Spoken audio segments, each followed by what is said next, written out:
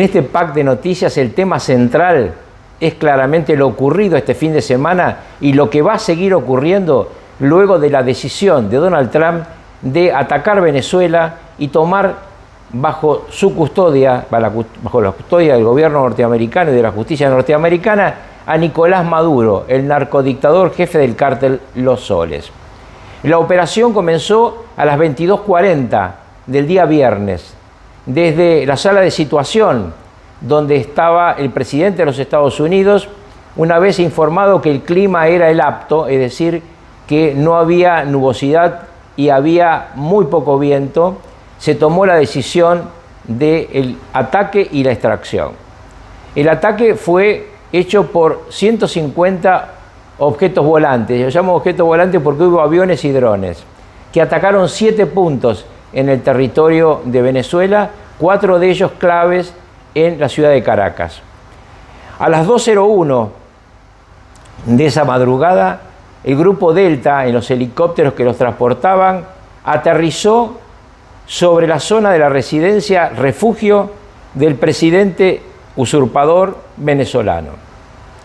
La CIA tenía los planos de los 3 lugares donde podía esconderse por las noches el presidente usurpador, y con esos planos y conociendo el lugar de antemano por objetivo de inteligencia designado, llegaron los Delta, ingresaron al lugar y el propio presidente Trump contó que Maduro intentó entrar a un cuarto seguro, un safe room, y no pudo cerrar la puerta. Los Delta lo agarraron antes, habían ya abatido a toda su guardia de corps y no querían que entrara en un lugar donde iba a ser llevar más tiempo atraparlo y podía aparecer otro tipo de grupos de defensa. Fue subido el matrimonio Maduro a un helicóptero especialmente designado del grupo de ataque y volaron para llegar 4:29 de esa madrugada al Iwo Jima. El Iwo Jima es una especie de portaaviones, no es un portaaviones, es un aparato desde el punto de vista naval más pequeño, que lleva Sea Harrier, que lleva helicópteros, pero que está pensado más como un desembarco anfibio. Esta estructura de combate, el Iwo Jima, fue la conducción táctica de la operación hasta la llegada al lugar del Gerald Ford. En esa cubierta fueron finalmente pasados a territorio norteamericano los presos. Desde allí iba a comenzar la segunda etapa, que era el transporte a los Estados Unidos, al territorio continental de los Estados Unidos. El día sábado por la noche, Nicolás Maduro aterrizó en New York. Fue llevado a un edificio de seguridad de la DEA, la estructura de lucha contra el narcotráfico, donde quedó alojado en forma temporal, porque tiene que fijarle su prisión y la de su mujer el juzgado del juez de la causa. Nicolás Maduro está pedido por un gran jurado de New York. La causa no se ha iniciado, solamente está el pedido de captura por la información pedida por los fiscales. No hay juicio en ausencia en los Estados Unidos. Entonces, en las próximas horas, Nicolás Maduro deberá comparecer ante el juez y los fiscales, acompañado de sus abogados, para hacer lectura de la acusación y de ahí en adelante comenzar todas las reuniones que correspondan a este tipo de juicio. No es un juicio corto y la primera cosa fundamental a decidir por parte del imputado es si va a ser o no un colaborador de la Fiscalía y poder entonces optar por una pena menor de la que le correspondería. Hasta este momento la acusación que ya ha dado a conocer la fiscal general Pat Bondi implica penas de prisión que podían llegar a los 50 años, es decir, podría morir en una cárcel de alta seguridad este hombre dada su edad. Pero podría evitar esa condena tan larga contando lo que sabe respecto al narcoterrorismo del siglo XXI, a sus cómplices en diversos países de América y de Europa, y en el tráfico de divisas fruto obviamente de maniobras en negro en PDVSA y de dineros que vienen del narco o de la venta de petróleo en negro. Ese dinero, ¿a quién fue? ¿Quién lo recibió? ¿Para qué fue utilizado? Podría ser la carta de cambio de Maduro para bajar su pena. De hecho, lo mismo ha ocurrido con alguien que va a declarar finalmente en su audiencia de sentencia antes que él, que es el Pollo Carvajal, la mano derecha en su momento de Hugo Chávez, que los vigilaba a todos, incluido a Maduro, porque Chávez desconfiaba de sus generales. El otro tema central es quién asume la presidencia de Venezuela.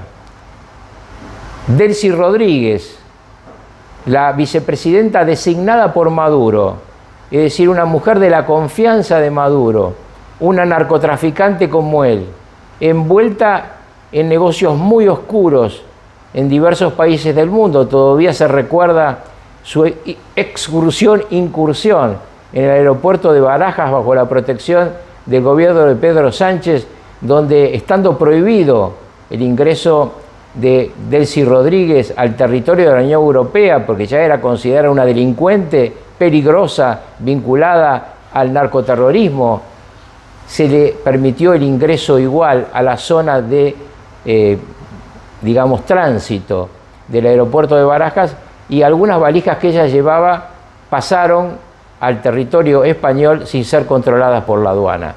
Delcy Rodríguez, entonces una mujer peligrosa, una mujer en la que no se puede confiar, está ahora provisoriamente al mando de Venezuela, sigue pidiendo por la libertad de Maduro y sigue en una competencia sorda, aunque quizá esa tranquilidad no dure demasiado, con los otros cómplices del narcodictador, con Diosdado Cabello, que maneja la policía de seguridad y el temible SEBIN, la estructura de inteligencia que arresta y tortura a opositores, Padrino López, quien maneja el ejército. Este es un personaje también peligroso, no tan peligroso como Maduro, pero maneja la cúpula militar. Hay que ver si todos los mandos ahora le responden, habida cuenta que Maduro no está y que tampoco está la cantidad de dólares que se repartían entre los miembros del cártel Los Soles, que se llaman así porque tienen aquí arriba, en sus charreteras, los soles de los generales y sus custodias que han manejado los negocios sucios de Venezuela durante al menos los últimos 20 años. Delcy Rodríguez aparentemente le ha planteado al gobierno norteamericano que puede entregarle Venezuela llave en mano. Veremos cómo siguen los acontecimientos. Empieza un proceso de transición hacia la libertad. No es que ya llegó la libertad a Venezuela, empieza un proceso de transición a la libertad. El primer obstáculo, Nicolás Maduro, ha sido sacado del medio, pero quedan los otros que fueron sus cómplices durante todo este tiempo, personas en las que no se debería confiar. Saliendo ya de la situación de Venezuela, hay otras noticias que merecen su atención para esta semana que se inicia. En primer lugar, Irán. Ahí continúan las protestas de los ciudadanos ante la gran inflación, la ausencia de alimentos y de agua, que pone en tensión las calles de Teherán, pero también de otras ciudades medianas y grandes. La policía secreta del régimen, la Guardia Revolucionaria, han reprimido con ferocidad a la gente que hacía estas protestas. Se reconocen por parte del propio gobierno del Ayatollah Jamenei 7 víctimas fatales. Muchos opinan que la cifra es mucho más grande, pero obviamente no está chequeada esa noticia. Donald Trump ha hecho una amenaza explícita al gobierno de Irán que si sigue atacando a sus ciudadanos, Estados Unidos va a intervenir. Un senador de su gran confianza acaba de decir que sería bueno que Ayatollah Jamenei vaya a la mezquita a orar, en una amenaza más que directa a la vida del jefe de la estructura político-religiosa de la teocracia iraní. Es otro episodio que está abierto y que tiene otro participante que aún no ha entrado en juego, que es Israel. En Israel el estado de alerta es permanente, habida cuenta que, como ha ocurrido mucho en la historia de la humanidad, cuando un hombre o un grupo de hombres que detenta el poder es enfrentado por el pueblo, tiene dos caminos. Una represión, que cuando la multitud es muy grande no suele servir de nada, o inventar un enemigo externo. Y obviamente para los iraníes el enemigo externo es Israel. ¿Está en condiciones realmente Irán de atacar a Israel? ¿Tiene ahora los misiles? ¿Tiene, como se supone, algunos misiles de última generación que han sido vendidos al régimen teocrático por Moscú? ¿Tiene el avión que puede utilizar estos misiles tan peligrosos que salen a la atmósfera y al volver a entrar hay muy pocos minutos para la defensa para actuar? ¿Puede saturar Irán las defensas israelíes? Son todas incógnitas que mantienen en alta tensión a las fuerzas de defensa de Israel y naturalmente a su pueblo. Otra cuestión que sigue sin resolverse y podría ser que tengamos respuestas pronto es la situación de Ucrania. Han hablado, como ustedes saben, acá lo hemos informado, el presidente Trump y Zelensky, una larguísima conversación que incluyó un almuerzo. Ha hablado contemporáneamente Trump con Putin, que tiene la otra punta de la solución. Luego Rusia dijo que había un intento de ataque a una residencia de Putin por parte de drones de Zelensky, de drones ucranianos.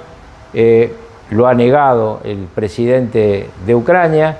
Ahí hay entonces un pequeño compás de espera, pero todos soñamos con que llegue la paz, porque en ese sufrido territorio que hace 4 años invadió este terrible dictador que es Vladimir Putin, en 4 años 6.500.000 hombres y sobre todo mujeres y niños de Ucrania fueron al exilio.